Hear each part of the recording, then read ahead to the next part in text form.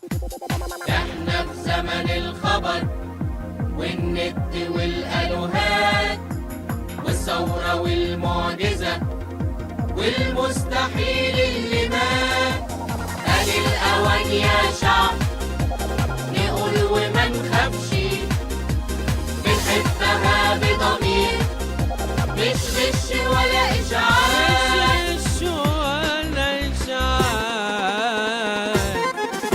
بلالين ومالية البلد وبتحكي بيها خبر، هنفرقع البلالين ونصحصح النايمين، نحكي على السامعين إشاعات مترضاهم. وعشان ده زمن الخبر والمستحيل يبان، فلتحيا مصر يا عم ولتسقط الإشاعات. اهلا بيكم حلقه جديده من لعبه الكراسي. معانا النهارده مجموعه كراسي اتمنى تعجبكم. نبدا بسرعه مع اول كرسي، كرسي في الكلوب.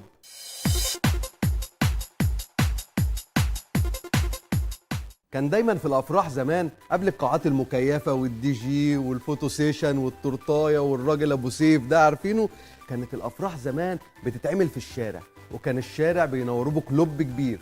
طبعا مواليد 2000 وما بعدها ما يعرفوش الكلام ده خالص. بس يا سيدي، وكان اللي عايز يبوظ اي فرح عشان المطرب مش عاجبه مثلا، او الرقاصه تخينه شويه، او بيحب العروسه وملحقش يخطبها، يروح ضارب كرسي في الكلوب ويبوظ الفرح. وطبعا ما عداش علينا من زمان قوي فرح زي فرح دخولنا كاس العالم، وطبعا مواليد 90 وما بعدها ما شافوش الحاجات دي. الحدث الابرز والاعظم في اخر 27 سنه مرت علينا، واخيرا كاس العالم. حدث غير عادي، سيبك من الفرحه العارمه اللي حلت على مصر واهلها. اللي لفت نظرنا الكراسي اللي في الكلوب. يا ترى مين اللي المطرب مش عاجبه؟ الناس اللي كانت بتقطع في كوبر المدير الفني لمنتخب مصر،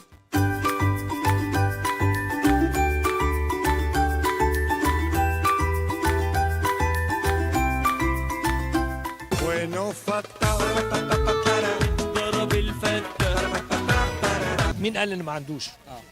هو اللي ما بيختارش، هو بيختار اللعيبه المحترفه فقط لا غير. مين يا كابتن؟ ما بيبصش، بيستلم نرجع ورا، نلعب كور طويله، والكور الطويله دي ما بتعملش حاجه. الجمهور غير راضي، ومفيش اي بني ادم في مصر راضي عن شكل منتخب مصر، ومنتخب مصر ما بيتطورش مع كوبر. دي واضحه وصريحه. خلي حضرتك مصر كلها مش لاقيين فيها راس حربه، مصر كلها ما فيش عندنا الا عمرو جمال واحمد حسن كوكا. ده لازم مستر كوبر يعني يوسع عينيه شويه ويفكر خارج الاطار الضيق اللي هو خلقه لنفسه ب 30 40 لاعب. لا بص، ما اتمناش انه يكون هو اللي موجود معانا في كاس العالم. يجي حد يستكمل وراه. لا يجي حد بقى يعني يمتعنا. افرحوا واعملوا اللي انتوا عايزينه، بس اوعوا تنسوا ان هوكتر كوبر مدرب فاشل. ما عملتلوش حاجة في مرة وقدرها، ياخد الفرصة ويخسرها، ومفيش حاجة اتقالت منه إلا ورجع غيرها. وسط كل ده قدر الراجل ورجالته يعملوها ويفرحونا. محمد صلاح، يا رب يا رب يا صلاح، محمد صلاح، محمد صلاح، وابا الله الله الله يا بلادنا، الله الله يا بلادنا، الله الله يا بلادنا، الله الله يا بلادنا، الله الله اكبر، الله اكبر، الله اكبر، الله اكبر.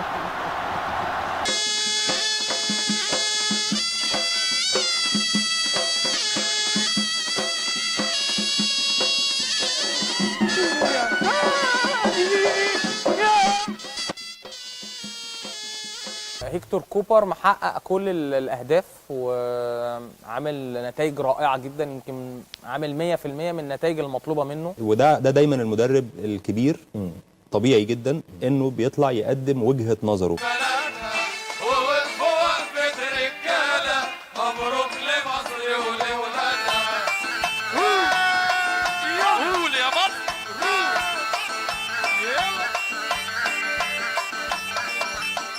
كل ده عادي وطبيعي. الراجل رد في الملعب.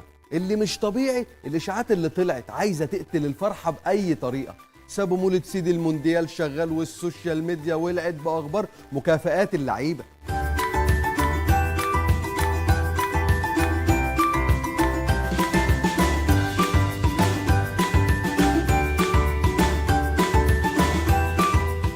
خلصت اشاعه المكافآت، هوب طلعت اشاعه ابو تريكه اللي هيرجع يلعب تاني. محمد ابو تريكه ليه ما نرجعوش دلوقتي يرجع يلعب بس ماتشين في المونديال، يعني يلعب في اي نادي اللي هو الاهلي وبعدين يروح المنتخب؟ ايه رايك في الطرح ده من جانب البعض؟ هو محمد ابو تريكه يستحق طبعا، لانه واحد من نجوم الكره المصريه واللي ادوا كتير للكره المصريه، وزينا كده ما حصلوش الحظ. احنا خرجنا في افتكر جون جورج وايا وانا كنت موجود في الملعب ساعتها في ليبيريا. فبالتالي هو تكريم ولا من الناحيه الفنيه، ودي اللي يسأل عنها. لو تكريم يبقى اتحاد الكوره مع الاتفاق مع الجهاز الفني مع مستر كوبر. انا ما اخدش مجهود حد، يعني بعد ده كله جاي تقول لي ابو تريكه؟ هذا الجيل من اللاعبين اللي قعدوا سنتين من التعب والعرق، كان ساعتها ابو تريكه بيحلل، وطبيعي ومنطقي بعد ما اعتزل كره القدم. فصعب جدا ان انت تاخد حلم واحد وتديه لابو تريكه، وواحد تعب وعرق لمده سنتين. ده التوقيت بتاع المنتخب الحالي، ده التوقيت بتاع المنتخب اللي موجود، ده حقهم ان هم يفرحوا، واحنا كمان نشكرهم على مجهودهم ده. حقهم ان هم اللي يكونوا موجودين، هم اللي يكملوا المسيره بتاعتهم اللي هم وصلوا ليها لكاس العالم. انما هي مساله ناس محبين، هي بتاخد لها كده انت عارف يوم 2 3 وخلاص الموضوع بينتهي تماما يعني. لغايه ما ابو تريكه طلع على تويتر ونفى بنفسه.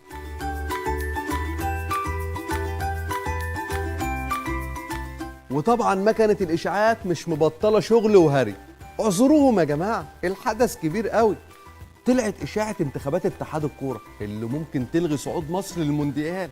كنا مع حضراتكم امبارح بخطاب وصل الاتحاد المصري لكرة القدم من الاتحاد الدولي الفيفا، بيفيد ان اي تدخل خاص بانتخابات الاتحاد المصري لكرة القدم اللي تمت في نهاية عام 2016 واللي على اساسها وفق الاتحاد المصري لكرة القدم اوضاعه، اي تدخل من وزارة الشباب والرياضة او اي من الهيئات الحكومية فيما يخص هذه الانتخابات فيصبح تدخل حكومي، وعلى اثر ذلك الاتحاد الدولي لكرة القدم هيصعد الإجراءات واللي ممكن توصل لعقوبة تجميد نشاط الكرة المصري.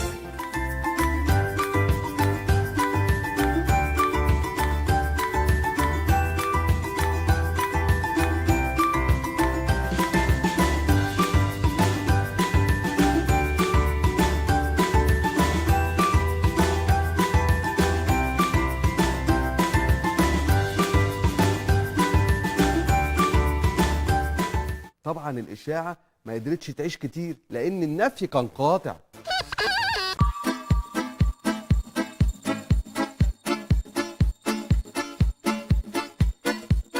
يا ترى مصر هتعمل ايه في كاس العالم؟ تعمل شغل حلو مصر. هتعمل شغل حلو.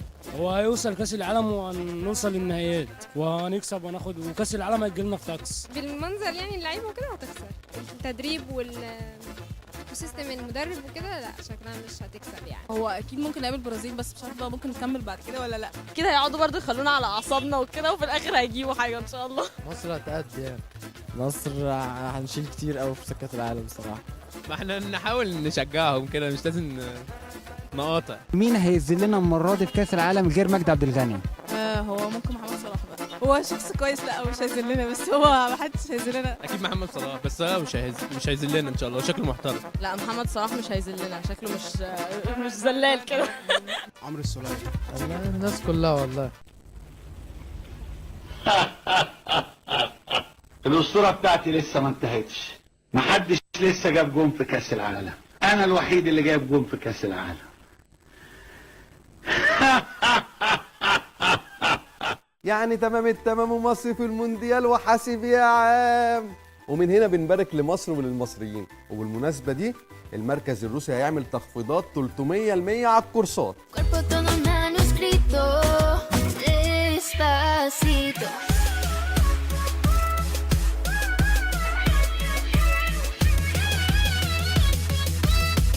أنا في البداية أحب أرحب بالمجموعة اللي جاية تتعلم الكورس الروسي للهروب لتشجيع مصر في كأس العالم، وكل واحد ونيته.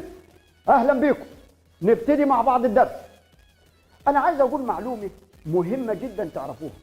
الروس ما بيتكلموش الا روسي. اصل احنا مش جايبينك تعلمنا روسي عشان نسافر روسيا وتقول لنا ان الروس بيتكلموا روسي. وخدوا بقى التانية عشان ما تقولوش انني ما قلتش. الاخ لابس خفيف روسيا عامله زي ثلاجه الموز، فالنافع ده مش هيجي معانا تلبس تقيل. ما تخلص يا عم، هتعلمنا بالروسيه ولا اديك بالروسيه في دماغك؟ اوكي يا شيخ، مش لخ يا اخوه عشان بس يعني يا محترمين. يلا بسم الله نقول مع بعض خرشو. خرشو. ايه يا عم الكلام ده؟ خرشو عيب يا استاذ، في ستات قاعده، عيب الكلام ده يعني. عيب ايه؟ خرشوه بالروسي يعني كويس. ايه يا عم الكلام ده؟ هو ده اللي انت جاي تعلمه لنا؟ ومعناها ايه الكلمه دي يا استاذ؟ خرشوه يعني كويس. يعني ايه يعني؟ يا شلخت يا صغير، ما تشرح له يا حاج، انت مش شلخت برضه؟ لا انا خرشوه. الحمد لله. خرشوه بالروسي يعني كويس. صدق ايه ده، انت طلعت عيل خرشوه. ايه يا بابا؟ في يا ابني، في الراجل لسه مفهمنا بيقول لك خرشوه يعني كويس. دي بقى نقولها امتى يا استاذ؟ الله، هي دي الاسئله الذكيه التي لا تصدر الا من اذكياء الاغبياء. لما حد يقول لك كاك دي لا تقولي له خرشو. ايه يا عم انت هتفتح مجاري هنا ولا ايه؟ في ايه الكلام ده؟ عيب كده. عيب ايه؟ الله، خرشو يعني بالروسي يعني كويس. امال لو دخلت عليك بالتقيله وقلت لك مثلا بولشوي هتروح تحلل؟ داخلين دورة صرف صحي. عينك شلخت. كاخ دي لا يعني معناها انت عامل ايه؟ انا الحمد لله كويس. مش انت عم الحاج؟ كاك دي لا بالروسي يعني انت عامل ايه؟ ما قلت لك يا عم انا الحمد لله كويس. يا عم اصبر ما تردش عليا. يا ابو ما نشفها، ده انا يا اخويا فهمت، هو بيقولها لك كمثال، صح يا استاذ؟ ايه طياره نازله، افهم بقى. Despacito, quiero respirar tu cuello despacito. Deja que te diga cosas al oído, para que te acuerdes si no estás conmigo. Despacito, quiero desnudarte a besos despacito, firmar las paredes de tu laberinto y hacer de tu cuerpo todo un manuscrito. Despacito. يعني مفيش كلام تاني يتقال غير الجملتين دول ولا ايه؟ مش فاهم. لا، في كلام تاني زي، ركز معايا يا عم الحاج، انت بتاخد الكلام كله شمال، زي بجالوستي واسترازاتوتي. ده متقدم عليكم شويه وهناخده ان شاء الله في المحاضره الجايه. دلوقتي بقى بسم الله الرحمن الرحيم وبالصلاه على النبي تمد ايدك على جيبك وتظروفها جواه تطلع لي 600 روبل حق الحصه. بسم الله، ابتدينا بالحج. ها ابرز يا حاج ابرز. فين الخصم اللي قلنا عليه؟ هم كانوا 6600. ابرز. ايه الروبل ده يا حاج؟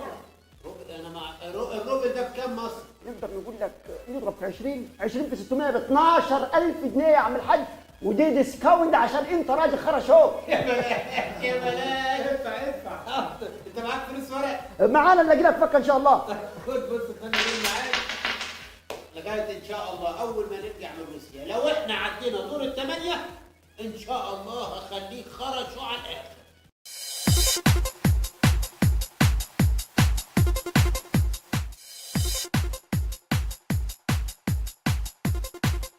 كرسي المدرجات.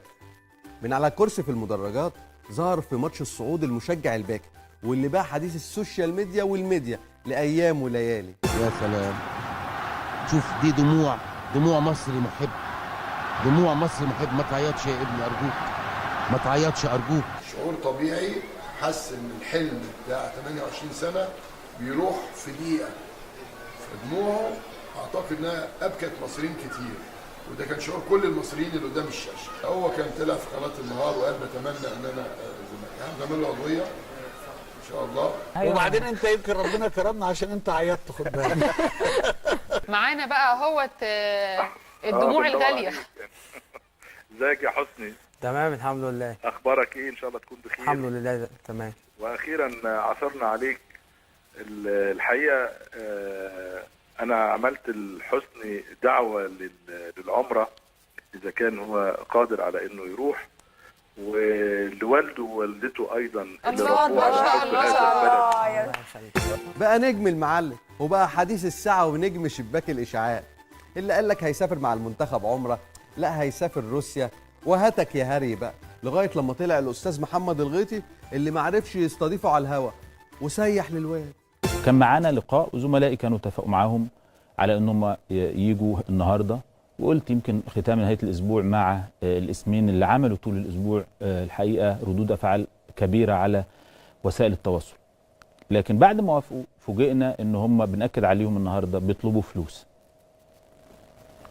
احنا ما عندناش مانع، بالمناسبه كانش عندي مانع ان هم لو من الاول طلبوا فلوس ان احنا نتفاوض معاهم ونديهم الفلوس ونبعت لهم عربيه وكل حاجه.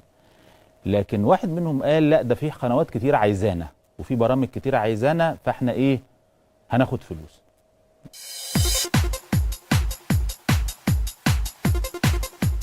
كرسي الضيف غريبه قوي برامج التوك شو دي، يبقى الضيف لسه عامل مصيبه في قناه جنبهم، هوب تلاقيه طلع البرنامج اللي بعده استضافه، وفي يومين ثلاثه تلاقي الضيف ده احتل الترند. من اشهر الناس اللي قعدوا على كرسي الضيف الفلكي احمد شاهين.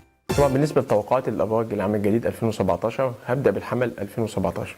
الحمل هو برج ناري المواليد من 21 مارس حتى 20 ابريل، هو برج ناري محكوم بالمريخ. بس الفضاء ما عادش ولع اليوم. الفضاء ما ولع بعد. اوكي. بالنسبه للصحه الطالع بينصح مولود الثور ان هو يتبع نظام غذائي سليم. ليطوش بلطوش. مواليد برج الاسد العام الجديد بينتقلوا لمكان اخر سواء في العمل او في المهنه. انا بس بسخن الفحم عشان اعمل طبيعي طبعا يكون ضيف في ايام راس السنه، واصبح من ضمن الطقوس المعتاده زي بابا نويل وشجره الهدايا، نجم التوقعات، ملك الابراج، حكم دار المجره، قاهر الفضائيين احمد شاهين. خبر يا جماعه بيقول عالم فلك بيقول مصر لن تشارك في مونديال روسيا 2018 رغم تأهلها. بداية كده انت قلت مصر مش هتوصل كاس عالم. تمام. ومصر وصلت كاس عالم. دكتور احمد توقعاتك بلح، بمعنى اللي حضرتك قلته عن نهاية الحضارة في 23 سبتمبر ده ما حصلش. عدم تأهل مصر لكاس العالم 2018 في روسيا، ان مصر لن تتأهل لكاس العالم. وحصل هجوم انا سامعك كتير عليك. مع بعض التوقعات اللي برضو ما حصلتش، فانت توقعاتك بلح. عادي جدا، طبيعي خالص. لكن اللي مش طبيعي انه لو ظهر في اي وقت غير راس السنه بينطرد من البرنامج اللي هو فيه. ده مش انا اللي بقول، ده الطالع بتاعه على اليوتيوب هو اللي بيقول. لو سمحت ما تجيش البرنامج عندي تاني، وتفضل مشكوره من البرنامج. البرامج اتفضل يا استاذ احمد ما تكملش معانا البرنامج. استاذ احمد شاهين بيتحكم علينا في خلال برنامج احداث الساعه وبيقول ان احنا بنقدم مستندات غير رسميه. انا بقول ان هذه المستندات رسميه. اتفضل يا استاذ احمد مشكوره لو سمحت. ماشي. اتفضل يا استاذ احمد لو سمحت. يعني عشان ما عرفتش ترد عليها؟ اتفضل يا استاذ احمد لو سمحت. انا هو بس عشان ما عرفتش ترد عليها؟ اتفضل يا استاذ احمد لو سمحت. يعني انت عايز تعمل شو؟ اتفضل. انا ما بعملش شو يا استاذ احمد. اهو ما عرفتش ترد عليا. حضرتك بتتهكم على البرنامج وتهكمت على الاعداد واستحملنا حضرتك كتير قوي في البرنامج. بس انا رديت بيه الوقت خلاص. حضرتك يا استاذ احمد اتفضل لو سمحت. حضرتك تهكمت انا مستوفي خلاص. وتهكمت على الساده المشاهدين. انا مش هكمل. كل ما نسالك السؤال تقول من ضمن 13. انت ما عرفتش ترد. اتفضل يا استاذ احمد. خلاص انت ما عرفتش ترد. انت اللي قليل الادب ومش محترم. انت مش محترم غصب عنك. العظيم اضربك بالكلام. انا محترم غصب عنك. اقسم بالله اضربك. اعمل الشو يا شيخ محمد. اعمل الشو محمد. اعمل الشو. انا برجوك اعمل الشو. يا شيخ محمد اقسم بالله انا ضربك فيه. انت مش محترم يا جماعه. انت مش محترم. لا يصح يا جماعه، لا يصح، لا يصح ذلك، لا يصح يا شيخ محمد. والله العظيم لا يصح. اعمل الشو يا جماعه. لا يصح. اعمل الشو يا اعلام. لا يصح يا محمد. لا يصح.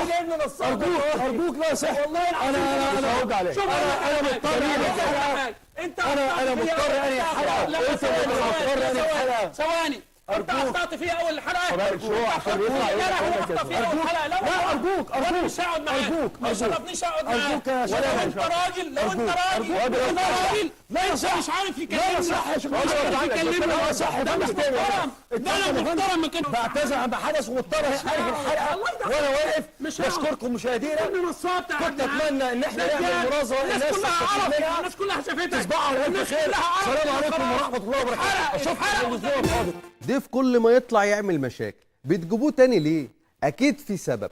الرساله هي رساله ترحيب باللغه. عند حضرتك صوره انا بعتها لك يا تعرضها. هي فيها صوتي وفيها سهم يمين وسهم شمال. السهم الشمال اليمين مكتوب ني مي نعم مي ان دي ان تي اولوتيم. دي رساله ترحيب، دي رسالتهم ليا، رسالتهم الموجهه ليا. انا برد عليهم، هم بيردوا عليا ترحيب. دي لغتهم. اما اللغه بتاعتي اللي انا برحب بيهم بقول لهم نصا مرحبا بالاجداد من نبرو، مرحبا بالانوناكي من سيامات، لان اسم كوكب نبرو احنا مسمينه نبرو تسميه علميه، اما هو في الاصل اسمه سيامات. قلت ان انت تواصلت مع كائنات من المريخ. كائنات فضائيه مش من المريخ، هي الانوناكي، وكانت موجوده في صحراء سيوه. هي متواجده على الارض بالفعل منذ مئات والاف السنين. حضرتك قابلتهم؟ طبعا يعني ولسه على تواصل معاهم؟ بعض الكائنات الفضائيه على فترات، مش انا لوحدي، في ناس كتير في العالم في الغرب، لكن انا يمكن في مصر تواصلت عن طريق التليباسي اللي هو التخاطب عن بعد. عايز تتواصل مع كائن فضائي تعمل ايه؟ هم اللي بيبعتوا او هم بيبعتوا لك ايه؟ انا مصير ولست مخير. بتعرف منين ان هناك كائن فضائي ده بيتواصل بيتواصل معايا؟ معاك؟ معينه في اليقظه او في المنام احيانا. أيوة. ان انا اتوجه الى المكان كذا، ما يكونش مثلا معايا حد هنلاقي يعني لان دول شبهنا. وفي ناس من اللي عايز اقوله اصدقوا ان الكائنات الفضائيه خاصه الالبينو او اللي هم كائنات سكان كوكب المريخ اللي هم البيض، الشقر ذوات العين الزرق، وايضا كوكب فينوس متواجدون بيننا تماما وكانهم بشر. اللي يطمنك ان طول ما الباشا ده موجود ومربع على كرسي الضيف احنا في امان تام وظهرنا محمي ضد اي غزو فضائي. جايز هو ده السبب تقلق لو بطلوا يجيبوه ضيف، غير كده شكليات.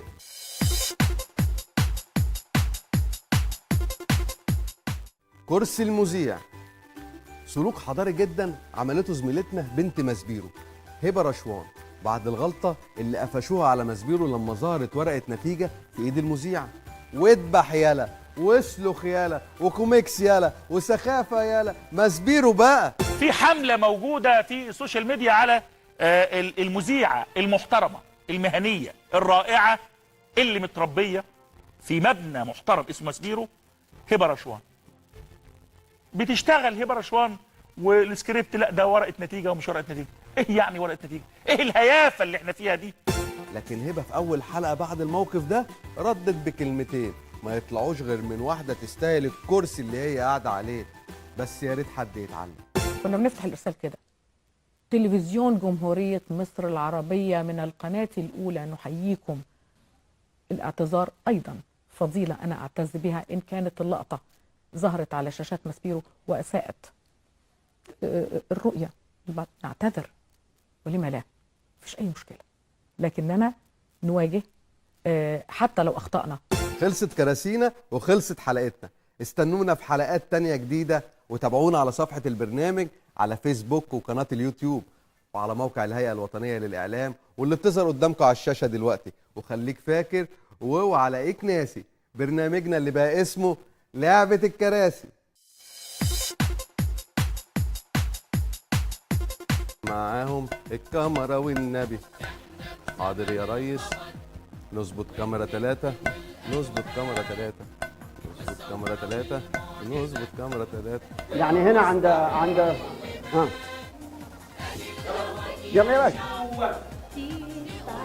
ايد